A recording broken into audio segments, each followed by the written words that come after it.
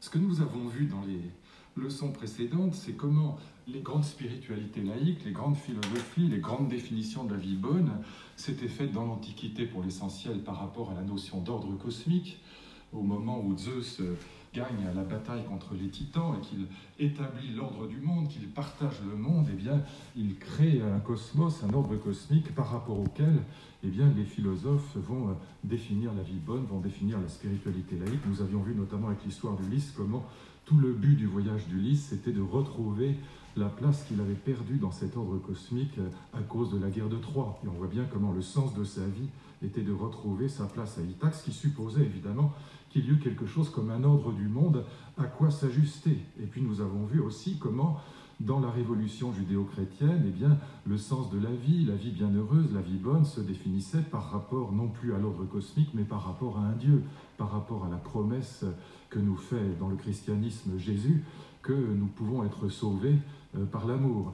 Et ce que nous allons voir maintenant, c'est comment, avec ce qu'on pourrait appeler la révolution de l'humanisme, eh bien, les modernes, ce qu'on appelle les modernes, c'est à partir du XVe siècle, ceux qui vont entrer dans cette logique de l'humanisme vont vouloir fonder la philosophie, la morale, mais aussi la définition de la vie bonne, ce que j'appelle la spiritualité laïque, non plus sur l'ordre cosmique, sur le cosmos des Grecs, non plus sur la divinité, sur le Dieu des Juifs et des chrétiens, ou des musulmans, si on regardait d'autres traditions, mais sur l'homme lui-même. Et ça pose une question gigantesque, une question magnifique, une question qui va entraîner tout un débat sur la question des animaux, curieusement.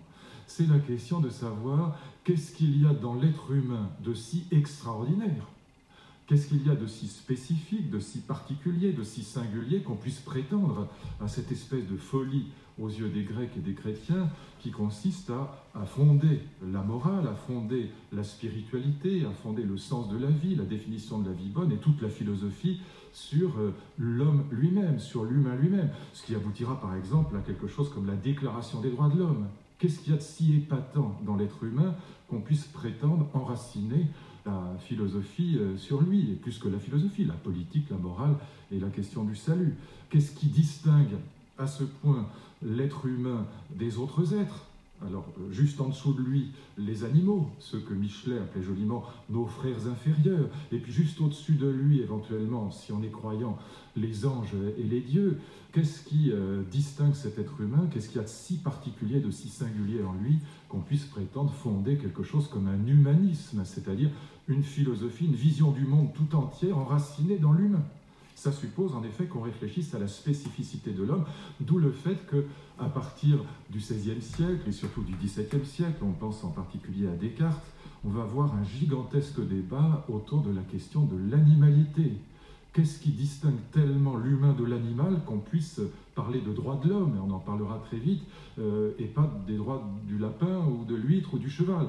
Et c'est cette question qui va émerger à partir du XVe siècle, et notamment chez un auteur que je considère comme le fondateur de l'humanisme, à savoir Pic de la Mirandole. Donc je voudrais vous dire quelques mots parce qu'il n'est pas très connu. Il est absolument génial. Il va mettre en place une idée qui est l'idée fondatrice de tout l'humanisme moderne, une idée qui va traverser toute l'histoire de la philosophie moderne, pratiquement jusqu'à Sartre et Heidegger. On la retrouvera chez Rousseau, on la retrouvera chez Kant, on la retrouvera chez Husserl. Et cette idée, elle apparaît pour la première fois sous la plume de Pic de la Mirandole. Et il faut que je vous en dise quelques mots parce que, encore une fois, cet homme n'a pas la notoriété qu'il mérite. On connaît son nom, et encore, mais même chez des gens parfois cultivés, le situer à 2 ou 3 siècles près, c'est quelquefois difficile. Donc, quelques mots sur Pic de la Mirandole, et puis après, sur cette idée magnifique, cette idée grandiose qui va être, à mon avis, l'idée la plus fondamentale de la philosophie moderne. Je vais vous l'exposer tel que Pic de la Mirandole la présente lui-même, et puis après, on va essayer d'en retracer l'histoire, et vous verrez que c'est une histoire absolument magnifique, une histoire d'une profondeur abyssale, et qui va, encore une fois, du XVe siècle jusqu'à nous. Qui est Pic ? Pic, celui qu'on appelle Pico aussi, Pic de la Mirandole, eh bien, c'est un Florentin, c'est un Italien qui est né en 1463, il est mort en 1494, il est donc mort très jeune, il a vécu 31 ans. C'est l'héritier d'une famille extraordinairement riche, C'est une famille de la très haute aristocratie italienne, et très tôt, il décide de consacrer sa vie à la philosophie et au voyage philosophique en fait. Il va voyager dans toute l'Europe pour essayer de s'approprier toutes les pensées qui comptent dans cette Europe de la Renaissance. Donc il est né près de Modène, en Italie, et il a une précocité folle. C'est du moins ce qu'on raconte sur lui, mais il semble que ce soit vrai. On dit qu'à 10 ans, il maîtrise déjà parfaitement le latin et sans doute le grec. Il apprend aussi très vite l'hébreu et l'arabe, avec un avéroïste juif qui s'appelle Élie del Medigo, et qui lui enseigne aussi, pour faire bonne mesure, l'araméen. Comme ça lui permet vraiment de lire les textes anciens dans les langues d'origine. Et en 1485, il a donc 22 ans, il se rend à l'université de Paris, à la Sorbonne, et c'est là qu'il conçoit le projet fou qui va animer toute sa courte vie, qui va l'animer de part en part, on peut dire, il va y consacrer sa vie entière. Il conçoit ce projet fou de rédiger 900 thèses, thèses sur la morale, sur la spiritualité, des thèses en philosophie, en théologie, 900 propositions. Il veut les rédiger pour ouvrir un gigantesque débat avec tout ce qui compte dans l'Europe de la Renaissance, comme théologien, comme philosophe, comme savant, dans toutes les langues de l'Europe. Pour présenter ces 900 thèses qu'il va rédiger un peu plus tard, en 1486, il a donc 23 ans. Pour présenter ces 900 thèses, il va rédiger un tout petit discours, une trentaine de pages, qui s'appelle le discours de la dignité humaine, Oratio de hominis dignitate. Et ce discours va rester célèbre parce que dans ces 30 pages, eh bien, il va présenter une idée absolument géniale, cette idée que je voudrais vous raconter dans un instant. Encore quelques mots sur sa vie pour qu'on ait un peu une idée de qui c'est. Il fait publier ce discours et ses 900 thèses à Rome en 1486. En 1487, le pape Innocent VIII interdit évidemment le débat. Il l'interdit même assez violemment. Il est menacé d'excommunication, ce pauvre Pic, et donc il s'enfuit en France, où il est arrêté par Philippe II de Savoie, à la demande du nom apostolique. Il est emprisonné à Vincennes, et Laurent de Médicis, qui est son meilleur ami, qui est tombé sous le charme de ce jeune homme qui, paraît-il, était d'un charme absolument fou. D'ailleurs, il aura des histoires amoureuses compliquées qui lui vaudront des duels, qui lui vaudront d'être blessé terriblement. Il a failli mourir dans un duel parce qu'il avait enlevé une jeune femme à son mari. Enfin bref, Laurent de Médicis obtient de Charles VIII la libération de la prison de Vincennes. Il rentre à Florence. Il se réconcilie à Florence avec son vieil ennemi, le moine Savonarole, qui lui est un anti-humaniste fanatique. Ils sont sur des positions en principe complètement opposées. Mais apparemment, le petit Pic de la Mirandole veut vivre dans la bonté, dans la sainteté. Il se réconcilie avec son vieil ennemi. Et puis, il écrit un livre absolument magnifique contre l'astrologie. Et il finit par devenir moine, ou en tout cas, il veut devenir moine. Il va mourir avant de pouvoir accomplir son vœu, mais il veut s'engager dans la religion. Il brûle tous ses poèmes. Il avait écrit, paraît-il, des poèmes magnifiques. Il distribue toute sa fortune aux pauvres. Et puis, malheureusement, il va mourir en 1494, probablement empoisonné. On ne sait pas exactement par qui ni pourquoi, mais on pense qu'il a été empoisonné à l'arsenic. Et c'est évidemment très dommage pour nous, parce que quand on lit son discours, ce petit discours, il est tellement génial qu'on peut imaginer qu'on aurait eu un immense penseur. Imaginez si Kant ou Platon étaient morts au même âge, eh bien Kant et Platon n'existeraient pas, tout simplement. On n'en aurait jamais entendu parler. C'est probablement la même chose pour Pic. Alors, ce qui est très dommage, c'est que Pascal et Voltaire vont contribuer à donner de lui une image très négative, du touche-à-tout, du monsieur je sais tout. Voltaire se moque de lui en disant voilà, mais en reprenant d'ailleurs des phrases de Pascal, ce jeune homme écrit sur toutes choses et même sur quelques autres, dit-il. Alors la formule restera et on dira à partir de Voltaire un Pic de la Mirandole pour dire quelqu'un de prétentieux, d'arrogant, qui parle de tout, un touche-à-tout qui ne connaît rien. Bon, c'est absurde.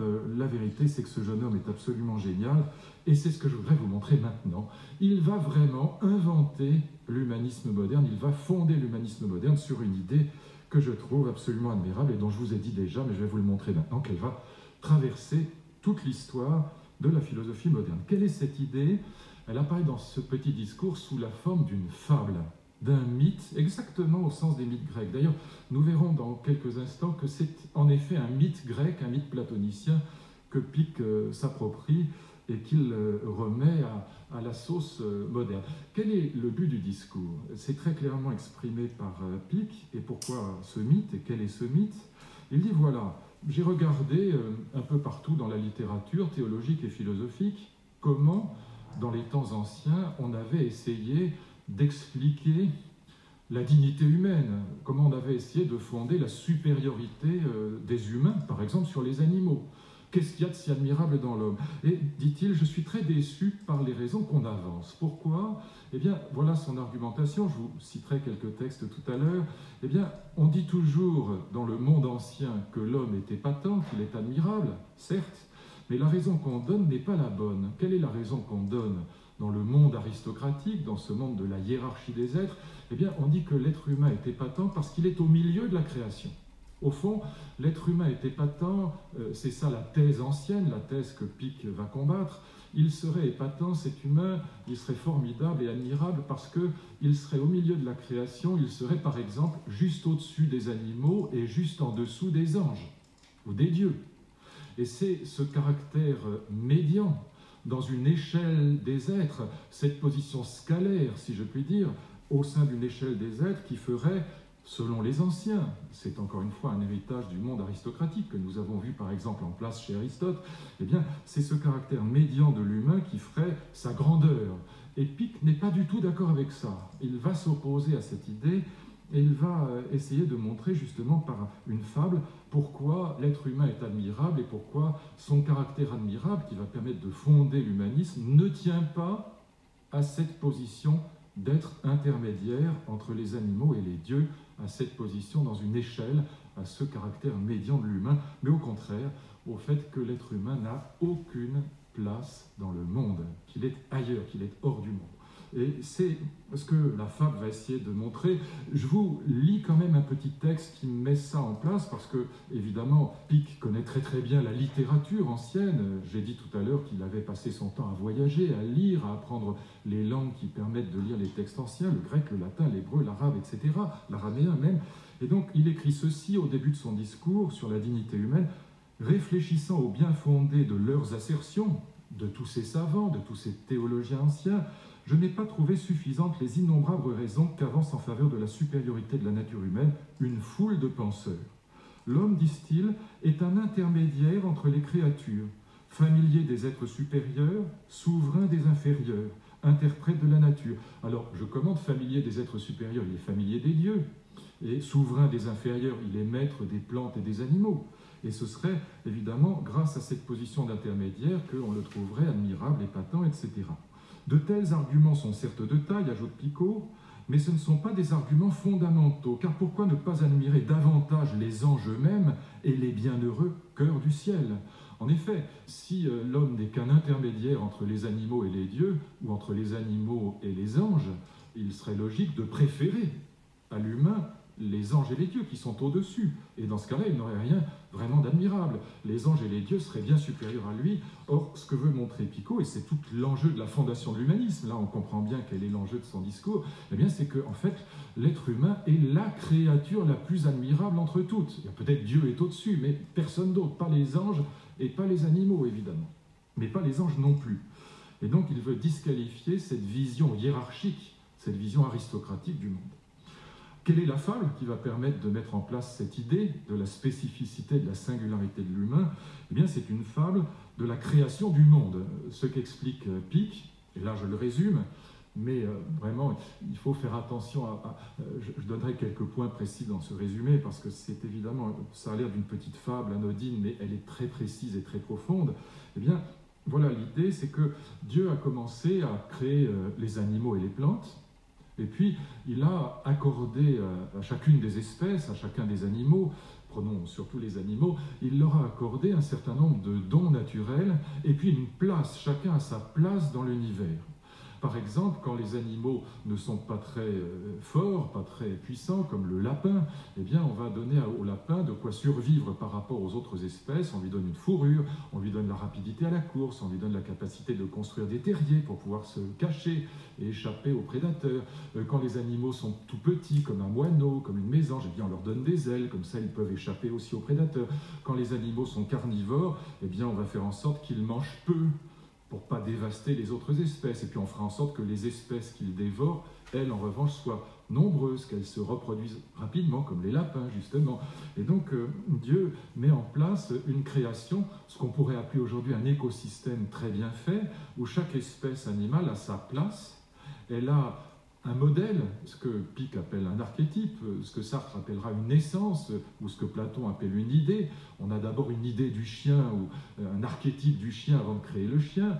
On a une place pour le chien, et puis on a évidemment un certain nombre de dons, de dotations naturelles qui sont accordées à chaque animal, de telle sorte que l'ensemble coexiste harmonieusement. Dieu a créé un cosmos. Et puis quand il a terminé ce travail, eh bien Dieu s'aperçoit, en fait, on comprendra plus tard qu'il l'a fait exprès. Il est évidemment omniscient, donc il l'a fait exprès. Mais disons pour l'instant qu'il s'aperçoit qu'il n'a plus aucun don à accorder aux êtres humains.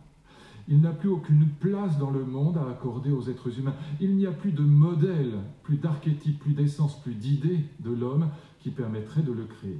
Les 3 points sont très importants. Il n'y a plus d'essence de l'homme préalable, plus d'archétype, comme dit Picot. Il n'y a plus de don pour les humains. Ça veut dire quoi? Ils naissent tout nus, ils n'ont pas de fourrure, ils n'ont pas de griffes, ils n'ont pas de carapace comme la tortue, ils ne courent pas très vite, ils ne sont pas très puissants. Bref, tous les dons ont été distribués aux animaux, et puis il n'y a pas de place pour l'être humain, alors que chaque espèce animale est à sa place et ne peut pas déborder, si je puis dire, de sa place. Eh bien, l'être humain n'a pas de place. Petite parenthèse tout de suite, c'est ce qui permettra à l'être humain, on retrouvera ça dans l'écologie contemporaine, mais c'est une idée qui apparaît déjà chez Picot, de pécher par hubris, par démesure, par arrogance. Au fond, l'espèce humaine n'ayant pas de place, n'ayant pas de don particulier, elle pourra aussi être l'espèce dévastatrice. Ce ne sont pas les lapins ou les huîtres qui menacent le monde, mais les êtres humains qui sont capables justement d'inventer n'importe quoi, avec la science, avec leur intelligence, et justement, ils peuvent pécher par hubris, c'est-à-dire sortir de leur place, parce qu'ils n'en ont pas, en vérité. Et donc, il n'y a ni archétype, ni place, ni don. L'être humain est tout nu, et lorsqu'il va le créer, eh bien, évidemment, à la différence des autres espèces, il ne donne à l'être humain aucun équipement pour affronter cet écosystème qu'il a créé au préalable. Aucun équipement, sauf un, qui est justement la liberté. Et là, on voit apparaître la spécificité de l'humain, c'est que étant tout nu, n'étant rien au départ, petite parenthèse encore, le titre du grand livre de Sartre, L'être et le néant. Les animaux sont ce qu'ils sont, c'est l'être. L'être humain n'est rien de déterminé au départ, il n'y a pas de nature humaine, pas d'archétype qui le précède. Eh bien, il va avoir comme seule disposition naturelle, si je puis dire, la liberté, et par conséquent, il va devoir, cet être humain, inventer son destin. N'étant rien, il va pouvoir devenir tout. Il aura tous les destins possibles et imaginables, car grâce à cette liberté d'origine, qui est liée au fait qu'il n'a aucun don particulier, donc aucune mission particulière à accomplir, aucune essence préalable, aucun archétype qui le détermine a priori et qui tracerait comme un programme de sa vie, eh bien, il va inventer sa vie, il va inventer son destin. Il pourra aussi bien être bon ou mauvais, et du coup c'est la morale qui se profile à l'horizon, il pourra inventer son destin, il pourra inventer son futur. Voilà comment Pic présente cette idée, donc cette idée de la liberté humaine, précisément parce que l'homme n'est rien, parce qu'il n'a aucun don, parce qu'il n'a pas d'essence et parce qu'il n'a pas de place dans le monde. Il a la supériorité sur tous les autres êtres, qui est la supériorité de la liberté comme capacité d'invention de son destin. Voilà comment Pic présente la chose. C'est Dieu qui parle à Adam. Si nous ne t'avons donné, Adam, ni une place déterminée, ni un aspect qui te soit propre, c'est-à-dire un archétype, une essence qui te déterminerait a priori. Tous les chiens, tous les chats se ressemblent depuis des milliers d'années, c'est ça que ça veut dire. Ni aucun don particulier, on retrouve les 3 idées, il n'y a pas de place, il n'y a pas d'archétype, il n'y a pas de don particulier, donc ni de la fourrure, ni des griffes, ni rien de spécial, ni un bec, ni des ailes. C'est afin que la place, l'aspect, les dons que toi-même aurais souhaité, tu les aies et tu les possèdes selon ton vœu et à ton idée. Ça veut dire librement tu inventeras ton destin. Pour les autres, leur nature définie est tenue en bride par des lois que nous avons prescrites. Ça veut dire que les animaux ne sont pas libres. Ils sont des exemplaires d'une nature qui constitue pour eux comme un programme au sens presque d'un logiciel. Tous les petits chats mangent les souris depuis des dizaines de milliers d'années de la même manière. Ils ont les mêmes gestes, ils sont des exemplaires d'une espèce de destin qui les détermine a priori. Eh bien non, l'être humain, lui, ce sera différent. Si nous ne t'avons fait ni céleste ni terrestre, il est ni Dieu ni animal, ni ange ni bête, on retrouvera cette belle formule chez Pascal, elle vient de là évidemment. Si nous ne t'avons fait ni céleste ni terrestre, ni mortel ni immortel, c'est afin que, doté pour ainsi dire du pouvoir arbitral, et là on trouve l'idée de libre arbitre, eh bien, je reprends la phrase, c'est afin que, doté pour ainsi dire du pouvoir arbitral, et là on trouve l'idée de libre arbitre, et honorifique de te modeler, de te façonner toi-même, tu te donnes la forme qui aura ta préférence. Tu inventeras au fond ton histoire. C'est la naissance de l'historicité. Les animaux n'ont pas d'histoire. Enfin, il y a l'histoire naturelle, l'histoire de l'espèce, mais elle est à l'échelle de centaines de milliers d'années, peut-être même parfois de millions d'années. Mais là, l'être humain inventera son destin. Chaque vie humaine sera l'invention d'un destin singulier, d'un destin particulier. L'être humain n'est pas l'exemplaire d'un modèle qui prescrirait un programme. Et voilà pourquoi Pic introduit cette image magnifique du caméléon. L'être humain est un caméléon, dit-il. Il peut prendre toutes les formes comme le caméléon. Qui n'admirerait notre caméléon, dit-il. Et pourquoi l'admire-t-on? Eh bien justement parce qu'il a cette qualité irremplaçable, incomparable, qui est la liberté, la capacité d'inventer son histoire. Vous voyez que ce qu'il y a derrière aussi, c'est terriblement important, si je puis dire, c'est l'invention de l'historicité. L'idée que, contrairement à ce qui se passe chez les Grecs, l'historicité de l'homme n'est pas limitée par des dispositions naturelles au-delà desquelles on ne peut pas aller. L'éducation ne peut pas aller plus loin, faire plus que d'actualiser les dispositions naturelles qui sont là au départ. Et bien là, on aura une historicité infinie. L'idée, par exemple, d'éducation tout au long de la vie, elle est déjà présente, si je puis dire, chez Pic de la Mirandole, parce qu'il n'y a pas de limite à l'inventivité, à la créativité des humains. Alors, ce qui est très intéressant, c'est de voir comment cette idée de Pic, cette idée, elle a un amont et un aval. En vérité, Pic emprunte ce mythe de la création par Dieu d'un être humain qui n'a aucun don et qui du coup a tous les dons, si je puis dire. C'est précisément parce qu'il est néant qu'il est l'être le plus admirable sur Terre, il n'a rien de particulier au départ. Eh bien, cette idée, on la trouve déjà curieusement chez les antiphilosophes en Grèce que sont les sophistes. Et ce n'est pas un hasard si c'est chez les sophistes qu'on trouve cette idée, et pas chez Platon ou chez Aristote ou chez les stoïciens. Eh bien, c'est parce que les sophistes représentent déjà une espèce de contre-culture par rapport à la cosmologie grecque, et représentant une contre-culture, Heidegger disait les sophistes, non, ce ne sont pas des vrais Grecs, ce sont déjà des modernes. Eh bien, il a raison d'une certaine manière. On trouve déjà chez les sophistes grecs, chez Protagoras en particulier, cette idée de Pic, et Pic le sait, il emprunte son mythe de la création à un très grand mythe grec, un mythe qu'on trouve dans le Protagoras de Platon. Protagoras, c'est, avec Gorgias, le plus grand sophiste, le plus grand adversaire de Socrate. Eh bien, on trouve déjà, sous la plume de Protagoras, ou plutôt dans sa bouche, parce que c'est oral, on trouve déjà un mythe qui préfigure celui de Pic de la Mirandole. Et je vous en dis quelques mots, parce que c'est un mythe magnifique, et on a déjà cette représentation de l'humain, cette représentation prométhéenne de l'humain comme seul être libre, parce qu'il est néant au départ, parce qu'il n'est rien de déterminé, parce qu'il n'y a pas de programme naturel qui l'enseigne. Pas de nature humaine, dira Sartre en reprenant sans le savoir la même idée que celle de Pico et celle de Protagoras. Mais voyons d'abord donc l'amont, si je puis dire, ce qu'il y a avant Pic, ce mythe de Protagoras, dans le grand dialogue de Platon qui s'appelle le Protagoras, où Platon donne la parole à ce grand sophiste, et puis voyons après comment on va retrouver cette idée, mais développée de manière admirable, de manière incroyablement profonde, notamment chez Rousseau et chez Sartre. Et puis, on verra après aussi quelques difficultés que pose cette idée, quelques problèmes qu'elle soulève. Mais commençons d'abord par l'amont et voyons comment elle est présentée, en effet, par Protagoras dans le dialogue de Platon qui porte le nom de ce grand sophiste.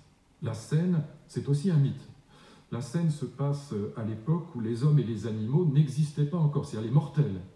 Les Olympiens, Zeus, vient de gagner la guerre contre les titans, donc contre les forces chaotiques, contre les forces anticosmiques, si je puis dire. Zeus a gagné la guerre, il a partagé le monde, la paix est donc installée, l'ordre cosmique équilibré et parfait est en place, le cosmos est en place, et du coup, évidemment, comme il ne se passe plus rien, les dieux commencent à s'ennuyer ferme. Là, on trouve un thème très profond, c'est l'idée que quand il y a un équilibre parfait, il confine à la mort. On retrouvera cette idée chez Freud, l'idée que l'équilibre parfait, c'est aussi l'ennui le plus total, c'est à la limite la mort. Alors les dieux s'ennuient, et donc ils ont une idée, ils décident de créer les mortels, c'est-à-dire les animaux et les hommes. Alors ils fabriquent des petites figurines avec de la terre et du feu, et dit Platon, avec tout ce qui peut, enfin Protagoras, avec tout ce qui peut se mélanger avec de la terre et du feu, ils fabriquent des petites figurines qui sont les archétypes. Les archétypes dont parle Pico, c'est-à-dire chaque espèce animale, il y aura une petite figure du chien, c'est l'idée platonicienne, il y aura une petite figure du chat, du lapin, etc., des archétypes. Et puis après, une fois qu'ils ont fabriqué ces petites figures, ils sont tout contents, ils sont tout réjouis, parce qu'ils se disent, grâce à ces mortels, on va au moins se distraire un peu, on va sortir de l'ennui, il y aura de l'histoire, il y aura de la vie, il se passera des choses, et ils donnent à deux subalternes, si je puis dire, la tâche de parfaire le travail, d'achever le boulot, si je puis dire, d'achever la création. Les deux subalternes s'appellent Épiméthée et Prométhée. Ce sont des fils d'un titan, Japet. Épiméthée, en grec, ça veut dire celui qui pense toujours après coup, c'est-à-dire le crétin, pour dire les choses franchement, le niais, il a toujours un coup de retard. Et Prométhée, son frère, ce sont des jumeaux, eh bien Prométhée, son frère, c'est celui, au contraire, qui a toujours un coup d'avance. C'est l'intelligent de la famille. Épiméthée supplie son frère de laisser commencer le travail de la création, du passage, si vous voulez, à l'existence de ces modèles, de ces archétypes que sont les figurines que les dieux ont fabriquées. Et évidemment, Prométhée est un peu inquiet, il sait que son frère est un crétin, mais bon, il lui laisse quand même une marge de manœuvre. Épiméthée, tout content, se met à fabriquer les animaux. Alors, il fabrique les animaux exactement comme Dieu, dans la fable de Pic, a fabriqué les animaux. Alors, il les dote chacun de ce qui leur permet de survivre dans un écosystème bien fait. Le lapin pourra courir très vite pour échapper au guépard ou au lion. Les petits oiseaux pourront s'envoler pour les mêmes raisons. Les carnivores mangeront peu, ils ne mangeront que des espèces qui prolifèrent beaucoup. Donc tout ça forme un équilibre parfait, ce qui prouve que Épiméthée n'est pas si crétin qu'on le croit. Il a quand même fait un magnifique écosystème, très bien fait, ce que les Grecs appellent un cosmos. Alors le texte de Platon est magnifique, je ne le lis pas là. Oh, quand même un petit mot.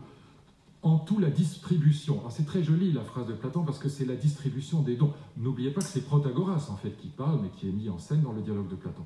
En tout, la distribution des dons consistait de sa part, de la part d'Épiméthée, à égaliser les chances. Et dans tout ce qu'il imaginait, il prenait ses précautions pour éviter qu'aucune race ne s'éteignît. Il habillait les uns d'une épaisse fourrure ou encore de solides carapaces, propres à les protéger contre le froid, mais capables également d'en faire autant contre les brûlures de la chaleur. Sans compter que quand ils iraient se coucher, cela constituerait aussi une couverture, chacun ayant la sienne propre. Vous voyez, c'est très mignon comme description, et chacun, la tortue qui ne va pas très vite, elle a sa carapace qui la protège du renard, etc. Et chacun, donc, est suffisamment protégé pour que le système soit, encore une fois, ce qu'on appelle aujourd'hui un écosystème ou une biosphère, un système qui tient la route, ce que les Grecs appellent un cosmos, un ordre très bien fait. Et puis, en quoi il est crétin, le malheureux Épiméthée? C'est qu'évidemment, il a distribué tous les dons, il ne reste plus rien pour les humains. Et Prométhée vient voir son frère pour examiner le travail, et il s'aperçoit qu'il a très bien fait l'écosystème, mais qu'il a oublié les humains. Les humains, ils naissent tout nus, ils n'ont pas de fourrure, donc ils vont être obligés d'inventer les habits, sinon ils vont mourir de froid. Ils vont devoir se protéger du soleil, ils vont devoir fabriquer des carapaces, ils ne naissent pas avec des carapaces comme les tortues, ils n'ont pas de griffes, ils n'ont pas de bec, ils n'ont pas d'ailes, ils n'ont rien pour se protéger. Et donc il va falloir qu'ils inventent toutes choses. On retrouve cette idée de liberté. Mais pour l'instant, ils n'ont rien. Et voilà pourquoi Prométhée va voler deux choses aux dieux. Deux choses très importantes qui vont fâcher considérablement Zeus. Et on verra dans un instant pourquoi. Prométhée va voler le feu à Héphaïstos, le dieu, c'est Vulcain, Héphaïstos en latin, c'est le dieu des forgerons. La forge d'Héphaïstos, il y a le feu, il va donner le feu aux hommes, ce qui va leur permettre notamment de faire cuire la nourriture. Et vous savez peut-être que chez les Grecs, la cuisson est le signe même de l'humanité à cause de ce grand mythe. Le fait qu'on soit capable de faire cuire le pain, la farine, pour en faire du pain, c'est le signe même de l'humanité. C'est ce que les animaux ne sont pas capables de faire. Ça vient évidemment de ce mythe prométhéen. Puis Prométhée va voler les arts à Athéna. Athéna, la déesse des arts, de l'intelligence. Alors les arts, ça n'est pas les arts au sens des arts plastiques, de la beauté, c'est l'artisanat, c'est la capacité à inventer des artefacts, des machines humaines. Et doté de ces deux dons, pour le coup, la capacité d'invention de la technique, si vous voulez, d'un côté, puis de l'autre le feu, eh bien, les humains, justement, vont pouvoir pécher par hubris, par arrogance, par démesure. Ils vont se prendre pour des dieux. Voilà pourquoi Zeus en veut autant à Prométhée. Voilà pourquoi il va le punir en l'attachant sur le haut du Caucase et en faisant dévorer son foie par un aigle. Il va le punir de la punition la plus atroce qui soit, parce que Prométhée est celui qui a rendu les humains presque égaux aux dieux, et capable du coup d'hubris, de démesure, d'arrogance. Là encore, on retrouvera cette idée dans l'écologie contemporaine. Si on y réfléchit, seuls les humains sont capables d'inventer les moyens de détruire la planète. La bombe atomique, tout le monde de la technique, pour parler comme Heidegger, eh bien, ce sont les humains qui l'inventent. Ce ne sont pas les huîtres ou les lapins ou les ours qui, eux, ne risquent pas de dévaster les écosystèmes. Ils sont à leur place, si je puis dire. Seul l'humain peut ne pas être à sa place. C'est ça l'hubris même, l'arrogance, la démesure, l'orgueil. Eh bien, on trouve cette idée, évidemment, chez Protagoras. C'est Prométhée qui donne aux humains cette capacité de devenir pratiquement l'égal des dieux et du coup de pouvoir menacer quoi? L'ordre cosmique établi par Zeus. Voilà la menace suprême. Et donc on a là évidemment quelque chose que Picque va reprendre. C'est au fond la même idée. Et ça n'est pas un hasard, encore une fois j'y insiste, si ce mythe de la liberté humaine, ce mythe de l'humain comme néant, c'est-à-dire qui n'a pas de don naturel, qui n'a pas de nature humaine, il n'est rien au départ, eh bien se trouve pour la première fois sous la plume ou dans la bouche d'un sophiste, c'est-à-dire de quelqu'un qui n'est pas dans la grande tradition de la cosmologie grecque, de ces sagesses du monde, comme on a dit.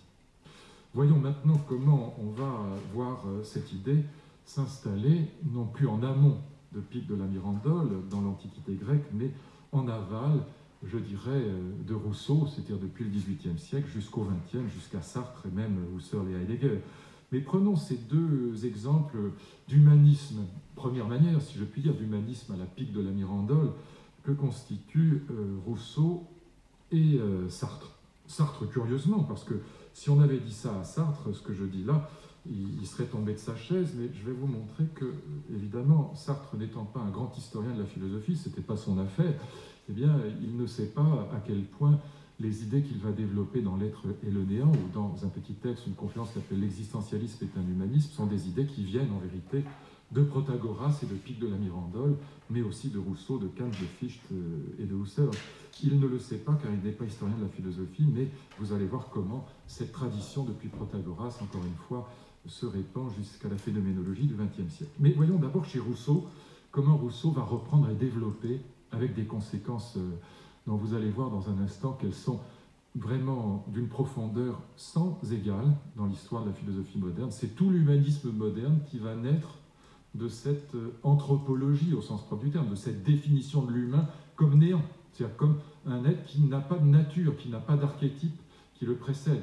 Sartre dira l'existence précède l'essence. C'est ça que ça veut dire, c'est la même idée que chez Picque et chez Protagoras. Voyons comment ça se passe chez Rousseau. Eh bien, rappelons d'abord d'une phrase que, je vous le disais tout à l'heure, à partir de Descartes, va s'ouvrir, et c'est évidemment lié à la question de la naissance de l'humanisme, un gigantesque débat sur la question du propre de l'homme, c'est-à-dire sur la question de la différence entre l'homme et l'animal. Gigantesque débat qui est tout à fait compréhensible. Aujourd'hui, ça nous paraît un peu étrange, ça nous paraît être un débat pour classe de terminale, mais quand on fonde l'humanisme, la première question qui se pose, je l'évoquais en commençant, c'est la question de savoir qu'est-ce qu'il y a de si épatant dans l'être humain par rapport notamment aux animaux, qu'on puisse parler de déclaration des droits de l'homme, de morale humaniste, etc.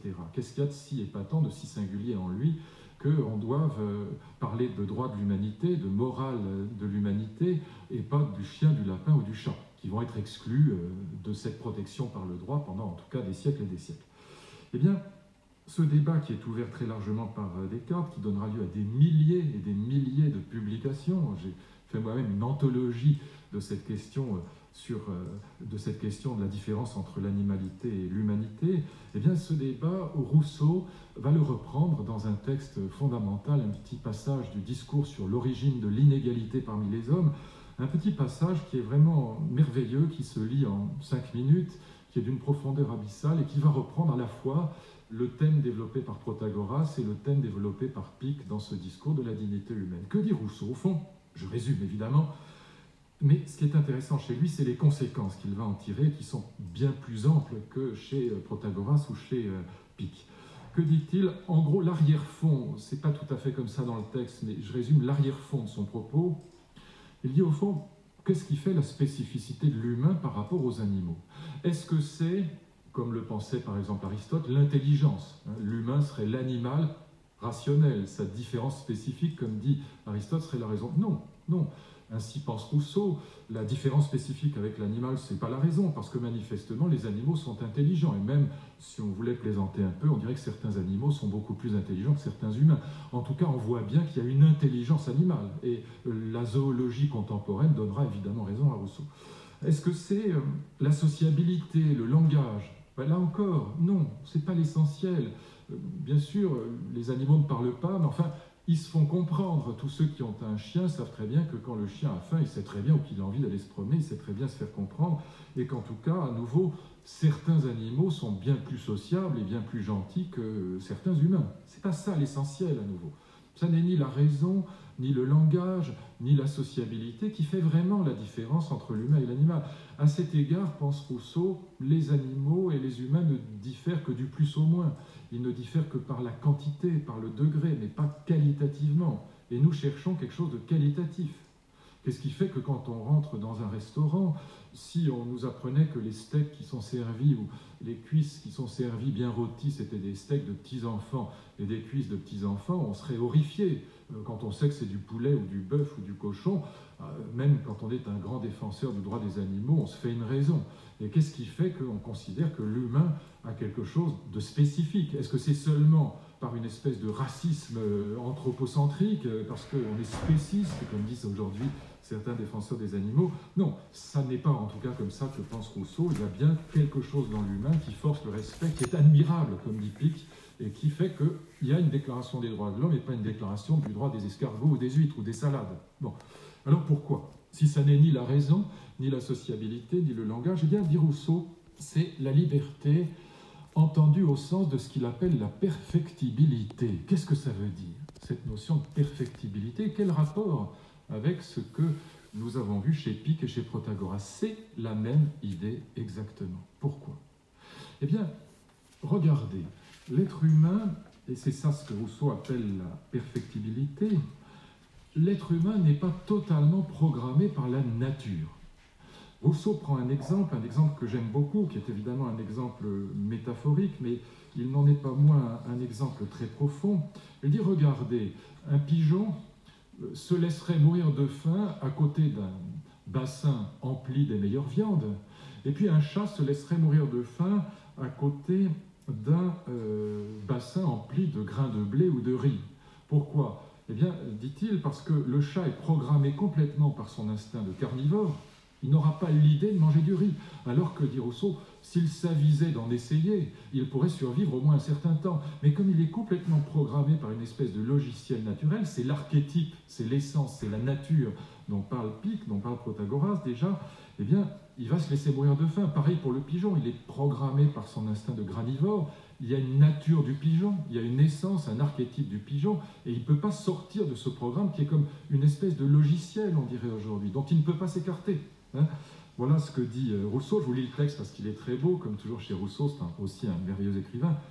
Eh bien, il dit « La bête ne peut s'écarter de la règle qui lui est prescrite, même quand il lui serait avantageux de le faire et que l'homme s'en écarte souvent à son préjudice. L'homme s'en écarte souvent, par exemple, il est capable de fumer ou de boire, alors que naturellement, ça n'est pas bon pour lui. Il est capable de commettre des excès. Excès, c'est très important, cette idée d'excès. Ça veut dire qu'il n'est pas intégralement programmé par sa nature d'animal, qu'il est par ailleurs lui aussi. Il peut commettre des excès jusqu'à en mourir. C'est ainsi, dit Rousseau, qu'un pigeon mourrait de faim près d'un bassin rempli des meilleures viandes et un chat sur des tas de fruits ou de grains, quoique l'un et l'autre pût très bien se nourrir de l'aliment qu'il dédaigne s'il s'était avisé d'en essayer. Mais il est programmé par l'instinct naturel, par l'archétype, par l'essence, par l'idée du chat, par l'idée du pigeon. Parce que Sartre appellera une nature, au sens où on dit une nature humaine, il y a une nature du chat, une nature du pigeon, qui fonctionne comme un logiciel. Et c'est ça l'absence de liberté. Et alors, quelle conséquence là, où Rousseau est vraiment génial, c'est que, du coup, les animaux n'ont pas d'histoire, ni histoire individuelle, ni histoire de l'espèce. Alors, bien sûr, il y a une autre échelle qui est l'échelle de la vie, une histoire sur des millions d'années. Mais laissons de côté, prenons l'histoire, comment dire, telle qu'on la vit dans la politique ou dans la culture. Prenons l'histoire telle qu'elle s'étend sur un siècle, sur 2 siècles. Et bien là, on s'aperçoit, ou même à l'échelle purement individuelle, on s'aperçoit, premier point, et là l'argument est très fort, on s'aperçoit que certains animaux n'ont par exemple aucune éducation, parce qu'ils sont complètement programmés par l'instinct. Regardez par exemple les images qu'on voit à la télévision aujourd'hui, qui donnent complètement raison à Rousseau, les images des petites tortues marines. Dès qu'elles sortent de l'œuf, elles sont capables de marcher, elles sont capables de nager, elles sont capables de manger, elles ne reçoivent de leurs parents aucune éducation. À la seconde même où elles sortent de l'œuf, elles sont d'ailleurs, c'est amusant à voir, comme des poupées russes. Elles sont comme des adultes en miniature et elles savent tout faire tout de suite. Zéro éducation. Aucune histoire individuelle. Là où le petit homme reste à la maison volontiers jusqu'à 25 ans aujourd'hui. Et donc on voit que sans l'histoire de l'éducation, sans l'apport de ses parents, le petit homme meurt. Il ne peut pas survivre tout seul. Il y a donc une histoire de l'individu, ça s'appelle l'éducation. Pourquoi y a-t-il l'histoire de l'individu? Justement, parce que l'être humain n'est pas intégralement programmé par la nature. La nature ne veille pas intégralement sur lui. Il faut qu'il y ait d'autres humains pour l'éduquer. Et puis regardez l'espèce, et là aussi l'argument de Rousseau est très fort, même s'il est métaphorique. Quand vous regardez, dit Rousseau, les termitières, les fourmilières, les ruches, eh bien ces fourmilières, ces termitières, ces ruches, elles sont les mêmes depuis des dizaines et des dizaines de milliers d'années, depuis que les abeilles existent, depuis que les termites et les fourmis existent. Les sociétés animales sont les mêmes, il n'y a aucune évolution. Au lieu que nos villes à nous, New York, Londres, Paris, etc., eh bien, elles sont différentes de 10 ans en 10 ans. En tout cas, en un siècle, ou en 2 siècles, ou en 1000 ans a fortiori, elles sont carrément méconnaissables. Pourquoi? Eh bien, justement, parce que l'être humain étant libre, étant perfectible, d'où l'idée de perfectibilité, étant non programmé intégralement par l'instinct naturel, eh bien, il peut avoir une historicité, aussi bien sur le plan individuel, l'éducation, que sur le plan de l'espèce, ça s'appelle la culture et la politique. Et voilà pourquoi une ville comme Paris, il y a 3000 ans, n'est pas la même que Paris aujourd'hui. Voilà pourquoi la culture, l'écriture, le cinéma, évidemment, la littérature, tout cela n'est pas identique d'un siècle à l'autre, d'un millénaire à l'autre, a fortiori. Et donc on a une historicité de l'humain qui est le signe qu'il n'est pas intégralement programmé par la nature. S'il n'était pas en excès par rapport à ce qu'il est aussi, c'est un animal, tous les biologistes nous confirment que nous sommes des animaux, mais s'il n'était pas en excès par rapport à l'animalité qu'il est par ailleurs, donc s'il n'y avait pas une humanité, une singularité, qui est justement cette liberté, cette capacité de s'arracher à tous les codes, de n'être emprisonné dans aucun logiciel, dans aucune nature, c'est ça la liberté, eh bien, il n'y aurait pas non plus d'histoire de l'humanité, pas plus individuelle que d'histoire de l'espèce. Voilà l'idée qui va fonder l'humanisme moderne, et cette idée, évidemment, elle va avoir des conséquences, je dirais presque inimaginables a priori, sur le plan moral, sur le plan politique. Rousseau a cette phrase magnifique qui fonde toute la politique moderne, c'est-à-dire une politique anti-aristocratique, anti-naturaliste. Il dit, en l'animal, la nature parle tout le temps, c'est l'instinct naturel. L'animal est complètement guidé par l'instinct naturel. Vous voyez, la petite tortue, le petit crocodile, ils sont guidés complètement par la nature. Eh bien, ajoute Rousseau, dans l'être humain, c'est le contraire. La volonté parle encore en lui, dit-il, la volonté parle encore en lui quand la nature se tait. Voilà toute la politique moderne. C'est-à-dire l'idée, à partir de la Révolution française, l'histoire n'est pas notre code, dit Rabot-Saint-Étienne, nous ne sommes pas prisonniers d'un logiciel qui serait comme une espèce de seconde nature. Eh bien, l'idée, c'est que nous allons construire, c'est le constructivisme, nous allons construire par la volonté un monde qui n'est pas naturel, un monde démocratique qui n'est pas naturel. Dans la nature, les gros mangent les petits, dans la démocratie, on va protéger les faibles, par exemple. Voilà quelque chose qui relève de cette phrase de Rousseau, la volonté parle encore en lui quand la nature se tait. Par exemple, la volonté de protéger les faibles, eh bien, c'est une volonté qui n'est pas naturelle. Dans la nature, ils sont bouffés, ils sont dévorés, chacun pour soi. Eh bien, on va construire un monde du droit, ça s'appelle les droits de l'homme, dans lesquels les faibles seront protégés. Et on voit bien comment, par exemple, le nazisme sera un retour à la nature, si je puis dire. Le faible, sélection naturelle, on le dégage, il faut supprimer les faibles. Mais justement, la grandeur de la démocratie que Rousseau va en grande partie fonder, il faut bien le dire, dans le sillage de Picot, eh bien, c'est de construire un monde avec cette idée que la volonté parle encore en nous, même quand la nature se tait. Voilà ce que supposait en effet cette anthropologie. Cette anthropologie, cette définition de l'homme qui est à l'origine de tout l'humanisme démocratique et républicain moderne. Alors, les conséquences, avant de voir comment ça se passe chez Sartre, les conséquences qu'on va en tirer dans l'idée républicaine, qui va être un héritage de Rousseau, de Kant, de Voltaire, de ces pères fondateurs de la République moderne, mais qui s'enracine dans cette anthropologie de Pico et de Protagoras, curieusement. Mais chez Protagoras, ça restera confiné dans la sphère de la sophistique, ça n'entrera pas ni dans la philosophie ni dans la politique grecque. Encore une fois, les sophistes, c'est une contre-culture. Et là, au contraire, ça va se répandre dans la politique moderne, dans la philosophie politique moderne. 3 ou 4 conséquences que j'évoque. Première conséquence, il n'y a pas de nature humaine. Et le fait qu'il n'y a pas de nature humaine, Sartre reprendra cette idée à Rousseau, mais sans savoir qu'il la reprend à Rousseau.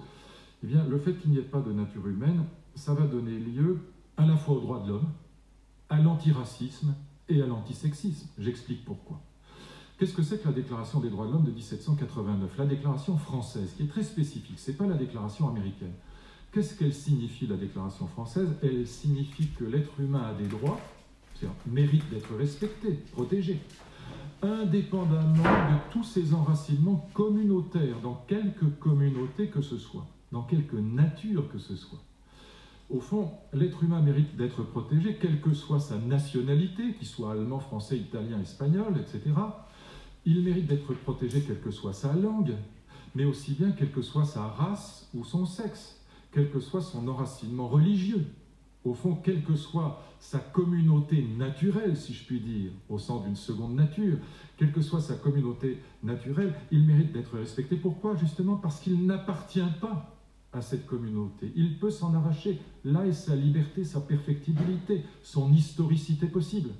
Et par conséquent, l'être humain mérite d'être protégé, non pas comme dans les théories de l'Ancien Régime, parce qu'il est membre d'une communauté, au sens où les contre-révolutionnaires diront « je connais les droits des Anglais, des Allemands, des Italiens, mais pas les droits de l'homme ». Non, il mérite d'être protégé au sens de l'humanisme abstrait, c'est-à-dire abstraction faite de toutes ses appartenances communautaires. C'est la laïcité, c'est l'idée républicaine qui est dans l'anthropologie de Pic et de Rousseau. C'est-à-dire l'idée que l'être humain mérite d'être respecté parce qu'il peut s'arracher à tous les codes, à tous les logiciels, y compris sociaux, y compris politiques, dans lesquels on prétendrait l'enfermer. Là est sa liberté, il n'appartient à aucune communauté, il n'appartient à aucun code. Un petit Africain élevé en France devient français, un petit Français élevé en Afrique devient africain. Il n'y a pas de code de la nature. Et ça fonde bien sûr non seulement la laïcité, non seulement les droits de l'homme, non seulement l'idée républicaine, mais aussi, je le disais, ça fonde l'antiracisme et l'antisexisme. Qu'est-ce que c'est que le racisme? Le racisme, c'est l'idée qu'il y a une nature du juif, une nature de l'arabe, une nature du noir, une nature de l'asiatique. Et on a les clichés. L'Africain est joueur, l'arabe est fourbe, le juif aime l'argent. Et donc on a, c'est le racisme même, cette idée qu'il y a une nature commune à un peuple, à une race, et que les exemplaires, les individus, ne sont que des exemplaires de cette nature commune, comme les petits chats ou les petits chiens ne sont que des exemplaires de la race des chats et des chiens. Et donc ils ont tous les mêmes caractéristiques. Tous les juifs aiment l'argent, dit l'antisémite. Tous les noirs sont paresseux, dit le raciste, etc. Eh bien, s'il n'y a pas de nature, il n'y a pas non plus de racisme. Parce que l'homme, l'être humain, homme ou femme d'ailleurs, n'est prisonnier d'aucune catégorie qui l'emprisonnerait justement, qui le définirait comme un exemplaire d'une catégorie générale. De là d'ailleurs les crimes contre l'humanité, parce que si on est raciste, on extermine tout le monde évidemment, puisque tout le monde a les mêmes caractéristiques qu'on déteste. Et de la même manière, pas de sexisme. Le sexisme, c'est quoi? C'est de dire qu'il est dans la nature des femmes d'être rivées au fourneau, et comme disaient les protestants allemands du temps de Kant, aux 3 cas, Kinder, Kirche, Küche, les enfants, la cuisine et l'église. Eh bien non, il n'est pas dans la nature de la femme d'être rivée à ses fourneaux, d'appartenir à la domesticité au sens de la domus, de la maison, au sens ancien du terme. Non, la femme est un homme comme les autres. J'aime bien la formule d'Elisabeth Badinter, la femme est un homme comme les autres. Elle peut s'arracher à sa nature, bien sûr, elle a des enfants, et pas les hommes au sens des mâles masculins, mais ça ne veut pas dire parce qu'elle a des enfants qu'elle est forcément vouée à la domesticité, et au fourneau, à l'église et à l'élevage en batterie des enfants dans sa maison, dont elle n'aurait pas le droit de sortir et elle devrait porter un voile. Non, la femme n'a pas plus de nature que l'homme, elle est un homme comme les autres, elle est libre comme tous les humains. Pourquoi? Parce que d'une manière générale, il n'y a pas de nature humaine, tel que Sartre, encore une fois, reprendra à Protagoras, à Pic et à Rousseau, sans s'en apercevoir parce qu'il n'est pas historien de la philosophie. La deuxième conséquence, c'est évidemment le fait que, et ça c'est peut-être le plus profond, est peut-être le plus difficile à comprendre, cet arrachement, cette liberté entendue comme possibilité de s'arracher à toutes les catégories dans lesquelles on voudrait nous emprisonner. Nature humaine, sexe, race, nation, religion, etc. Tous les communautarismes dans lesquels on voudrait nous emprisonner pour nier notre liberté et faire de nous des exemplaires d'une catégorie générale, dotés par conséquent, comme tous les exemplaires, des mêmes attributs. Après, on peut aimer ou détester, défendre si on est nationaliste et détester si on est nationaliste mais de l'autre côté de la frontière. Eh bien, qu'est-ce qui fait le prix au fond? Et là, on va toucher le cœur du cœur de cette problématique humaniste, du premier humanisme, comme je l'appelle, parce que ça n'est pas celui d'aujourd'hui entièrement. J'y reviendrai dans la conclusion.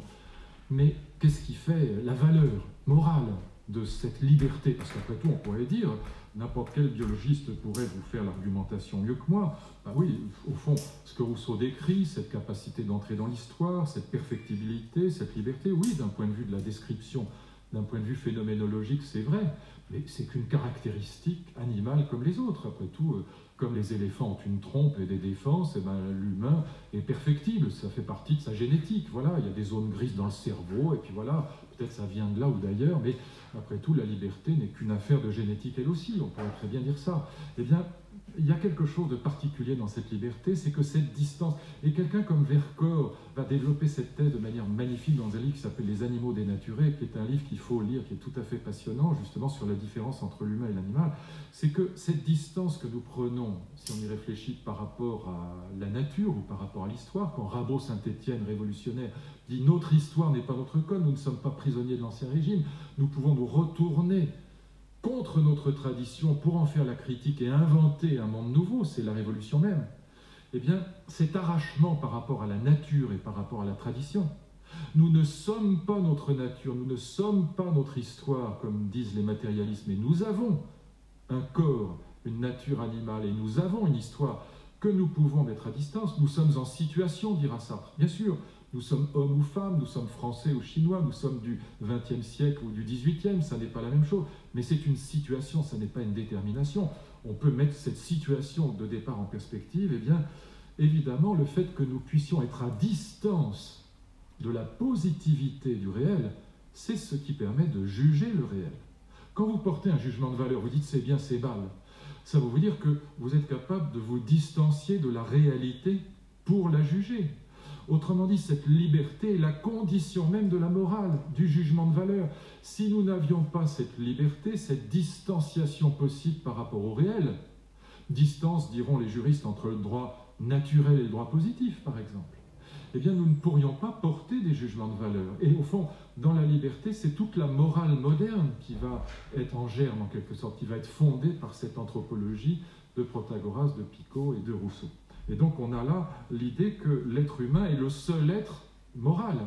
Au fond, on a déjà vu des humains s'occuper des baleines, on a rarement vu des baleines s'occuper des humains. Pourquoi? Eh bien parce que quand nous protégeons les animaux, nous protégeons des êtres qui, eux, ne nous protègent pas du tout, qui se moquent comme de l'an 40 d'Auschwitz ou des massacres au Rwanda. C'est pas ça qui trouble mon chat. Mais nous, ça nous trouble quand il y a des massacres de chats. Eh bien, pourquoi? Parce que nous avons la capacité, justement, de nous arracher à la positivité du réel. Nous ne sommes pas englués, immergés, comme dira Sartre, dans le réel. Nous pouvons nous en séparer, nous pouvons nous en arracher pour nous retourner, si je puis dire, contre lui. Ça s'appelle l'esprit critique. Et sans esprit critique, il n'y aurait pas de jugement de valeur.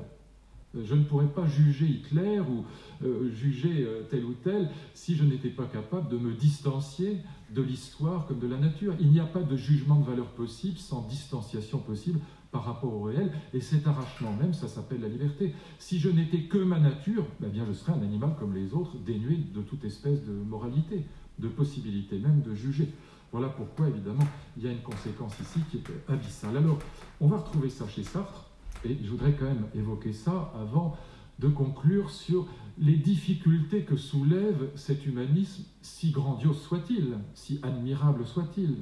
Il a, évidemment, soulevé de grandes difficultés que je voudrais évoquer pour montrer comment nous sommes, d'une certaine manière, sortis de ce premier humanisme et entrés dans un nouvel humanisme, que j'appelle un deuxième humanisme. Mais d'abord, essayons de bien le comprendre, de le cerner en évoquant justement les thèses de celui qu'on peut considérer comme le dernier grand humaniste, paradoxalement, philosophiquement en tout cas, dans la tradition française, à savoir Sartre.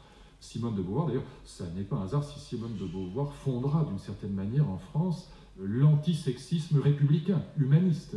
Antisexisme qui sera repris aujourd'hui par quelqu'un comme Elisabeth Badinter, pour qui j'ai beaucoup d'estime et d'admiration, justement, pour les raisons que j'indique là. Eh bien, ce qu'on va voir chez Sartre, notamment dans un petit texte, une conférence qui s'appelle « L'existentialisme est un humanisme », une conférence que je trouve très remarquable et très passionnante, dans laquelle conférence Sartre donne une définition de ce qu'il appelle l'existentialisme.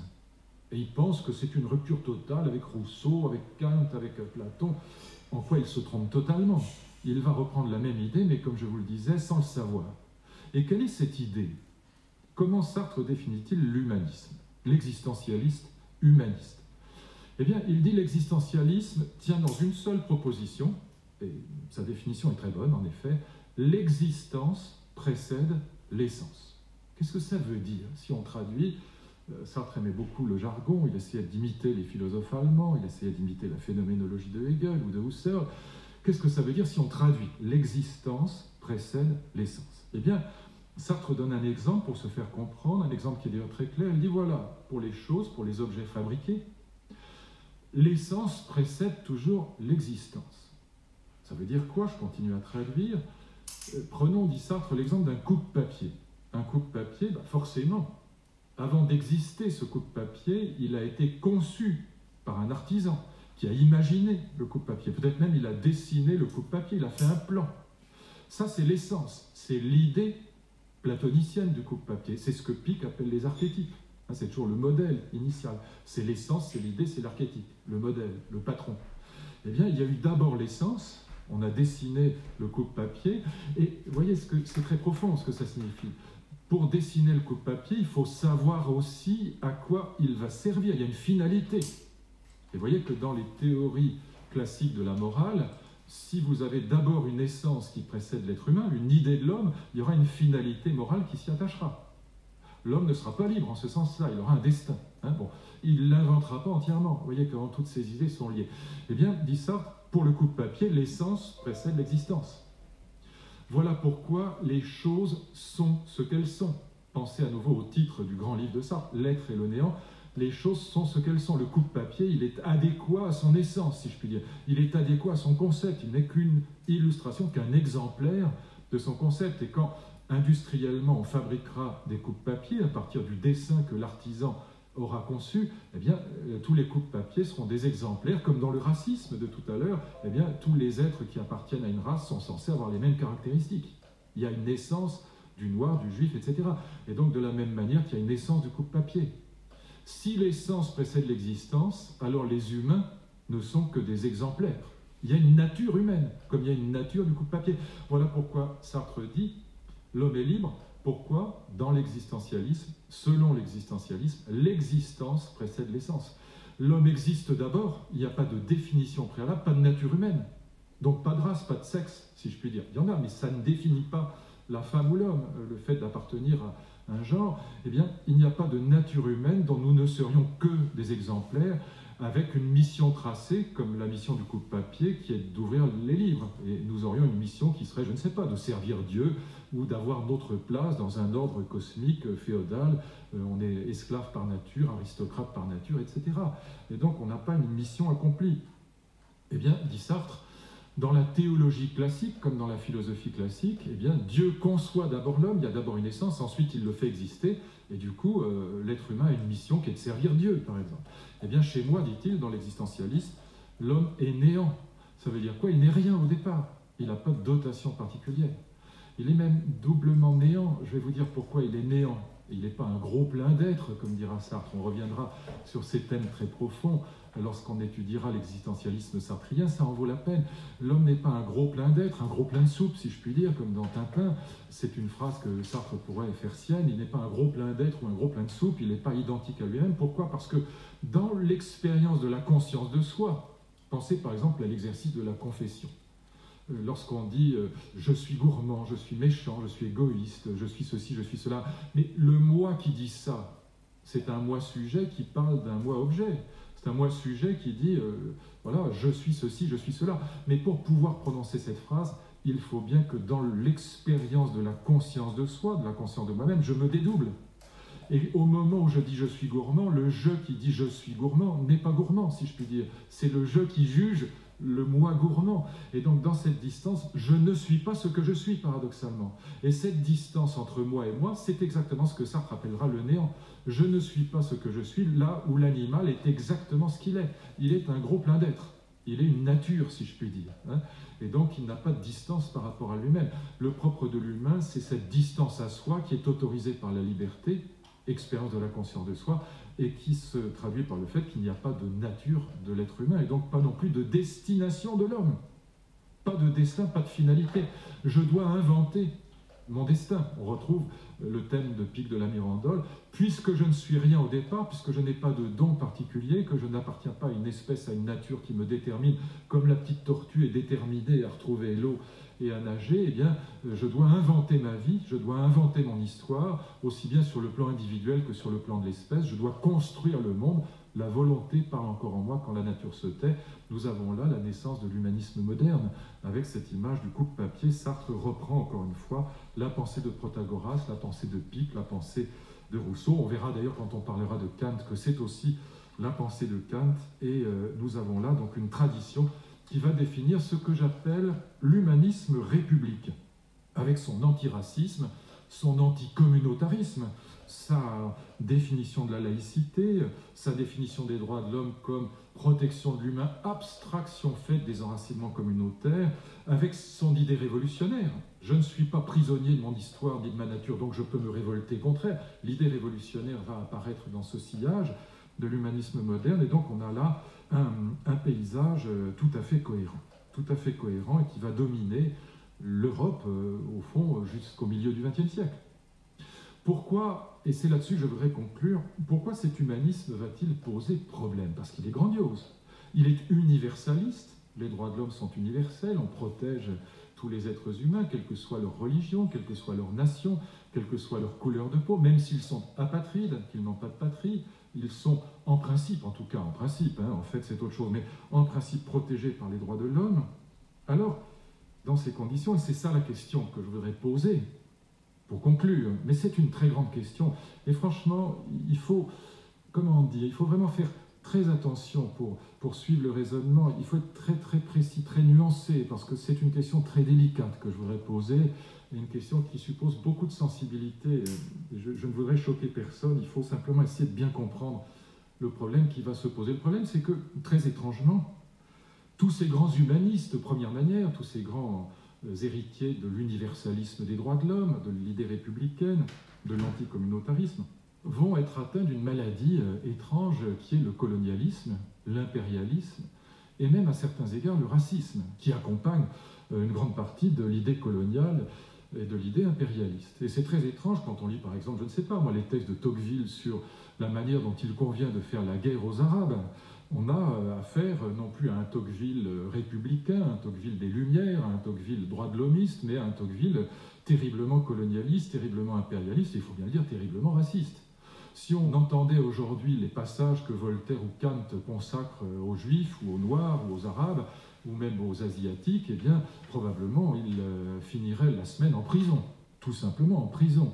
Et il y a là quelque chose de très surprenant. Comment se fait-il que ces hommes des Lumières, ces hommes de la République, ces hommes des droits de l'homme soient par ailleurs de virulents défenseurs de l'idée coloniale avec tout ce qu'elle peut comporter de condescendance, au minimum, et le plus souvent de racisme? Comment est-ce possible? C'est une question qu'on a souvent posée, mais que les républicains eux-mêmes n'ont pratiquement jamais accepté de poser. Ils ont toujours dit, voilà, oh écoutez, c'est l'air du temps, c'est une concession à l'époque, c'est une concession aux idéologies de l'époque, mais ne jugeons pas avec nos yeux d'aujourd'hui. Nous venons après Hitler, après la Deuxième Guerre mondiale, nous avons des lunettes d'aujourd'hui. Ne jugeons pas Voltaire ou Kant ou Tocqueville avec les lunettes de l'après-Deuxième Guerre mondiale. C'est absurde, c'était à l'époque, c'était comme ça. Bon.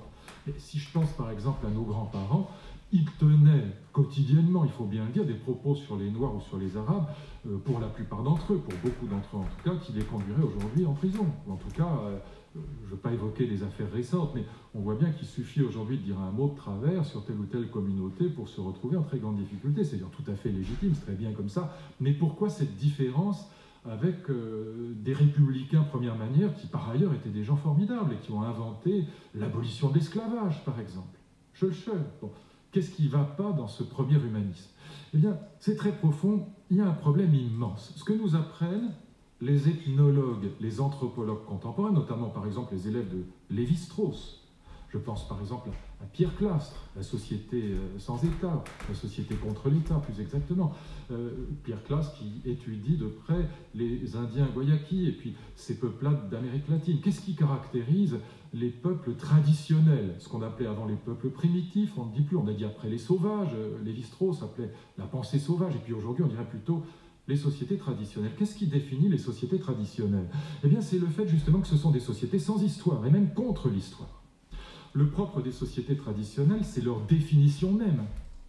C'est d'être organisées pour empêcher l'innovation, l'entrée dans ce que nous appelons l'historicité, l'histoire. L'histoire de l'innovation permanente, dans laquelle nous, Européens, sommes rentrés depuis l'invention du capitalisme moderne, depuis le XVIIe siècle, si on veut. Eh bien, dans une société traditionnelle, le propre même, c'est sa définition, elle ne peut pas faire autrement. Une société traditionnelle, c'est qu'elle est organisée tout entière pour respecter les traditions, c'est-à-dire respecter les coutumes, les lois non écrites. C'est d'ailleurs très souvent des sociétés sans écriture, ce qui est lié au fait qu'elles n'ont pas d'histoire, parce que l'écriture, c'est le lieu par excellence du récit, des archives. Sans écriture, il n'y a pas d'historicité, en vérité. Eh bien, ce sont des sociétés qui sont organisées autour du respect des anciens. Dans les sociétés traditionnelles, le conseil des sages, c'est le conseil des vieux. Pourquoi? Parce que les vieux sont plus proches des dieux, ils sont plus proches des ancêtres qui eux-mêmes sont plus proches des dieux. Et de loin en loin, on remonte vers l'idée que la loi, la coutume, les mœurs qu'on doit respecter, les scarifications, les rites de l'adolescence, les rites du mariage, etc., et de la mort, eh bien, s'enracinent dans un passé immémorial qui, lui-même, est suspendu à des divinités ancestrales. Et donc, de loin en loin, nous avons des sociétés qui sont organisées autour d'une temporalité qui est totalement celle du passé. Ce que Pierre Clastres montre très bien dans sa Société contre l'État, c'est que l'innovation est interdite. Un chef indien qui se présenterait, si je puis dire, à ses troupes en disant « Rassurez-vous, je n'innoverai jamais, je ne changerai rien », est un chef indien qui va bien survivre. S'il disait « j'innove », il serait tué, il serait trucidé. Imaginez dans nos pays modernes un candidat à la présidence de la République qui se présenterait en disant « Soyez tranquille, je ne changerai absolument rien, je ne ferai aucune réforme ». Bon, évidemment, certains présidents ressemblent un peu à ça, mais en principe, ils professent l'inverse. Ils professent l'idée qu'ils vont réformer la France, qu'ils vont améliorer le sort de l'humanité, qu'ils vont faire des modifications, des innovations, des réformes à tour de bras. Bon. Et donc, c'est exactement, au fond, au moment de la Révolution française, que ce basculement entre société traditionnelle et société moderne, entre société organisée autour du respect du passé, des ancêtres, des anciens, et société organisée autour de la transformation de l'avenir, de la réforme, voire de la révolution, se met en place. Donc avec le premier humanisme. Eh bien, si vous y réfléchissez bien, voyez le problème que ça pose.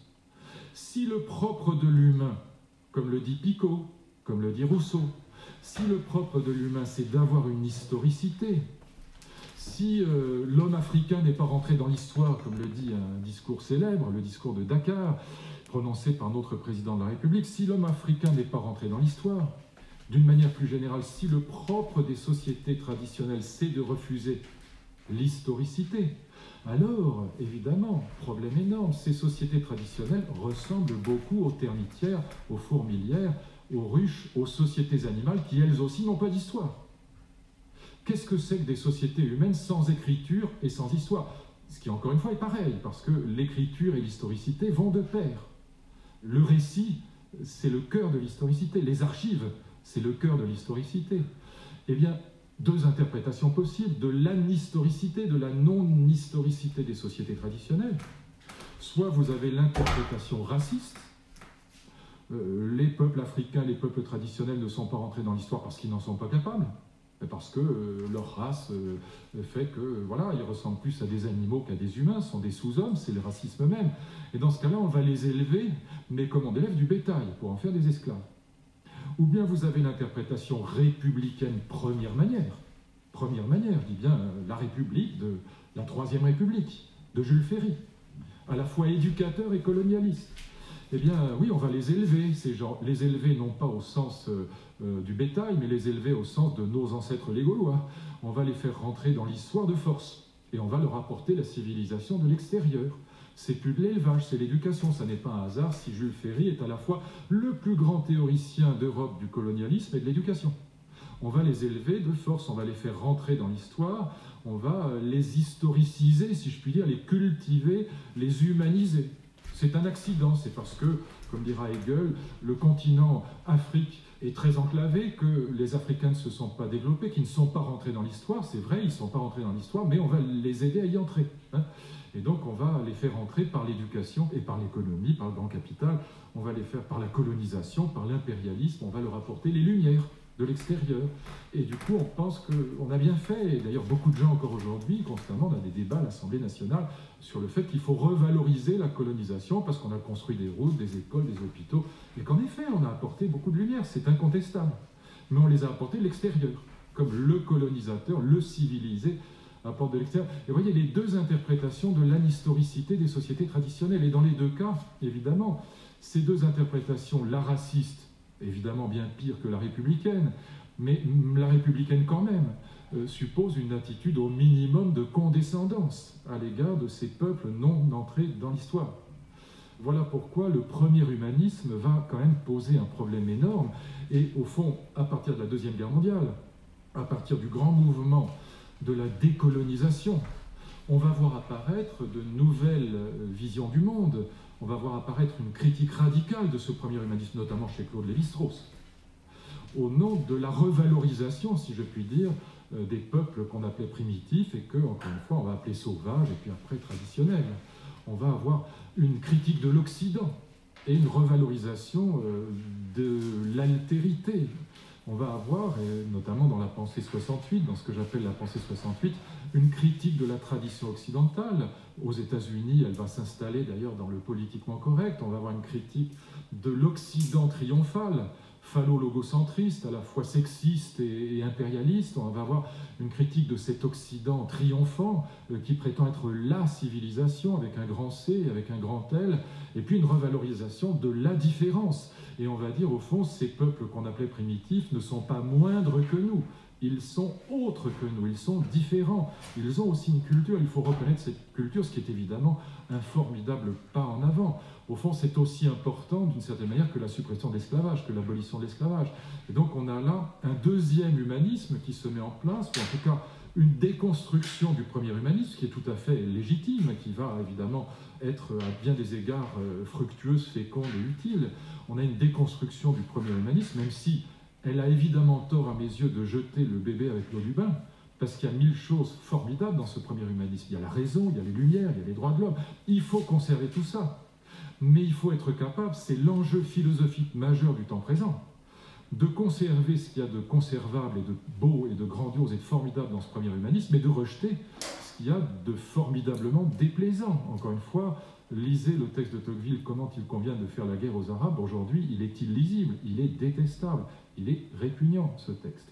Eh bien, il faut être capable de conserver ce qu'il y avait de magnifique dans le premier humanisme, mais de le dépasser dans un second humanisme. C'est ce que la déconstruction n'a pas été capable de faire. La déconstruction de Derrida, de Foucault, même de Claude Lévi-Strauss, elle a été capable de pointer les défauts, les erreurs. Encore, elle ne l'a pas très bien fait. Enfin, elle a compris quand même qu'il y avait quelque chose de répugnant, quelque chose d'insupportable dans le premier humanisme républicain, et à cet égard, la déconstruction a raison. Elle a raison, il faut le dire clairement, je le dis très clairement, mais elle n'a pas été capable aussi, en même temps, de percevoir ce que ce premier humanisme avait malgré tout de magnifique. Évidemment, c'est très difficile à la fois de détester quelqu'un, ou de détester une vision du monde, et puis de garder ce qu'elle a de beau. C'est très difficile à faire, mais c'est ce qu'il faut faire aujourd'hui, et je pense que nous sommes entrés dans un deuxième humanisme, ce que j'appelle un humanisme de l'amour, qui est un humanisme de la reconnaissance de l'altérité, mais qui va se traduire, par exemple, sur cette question-là, par le fait que nous sommes passés, c'est évidemment une métaphore, mais c'est aussi une réalité ce que je dis,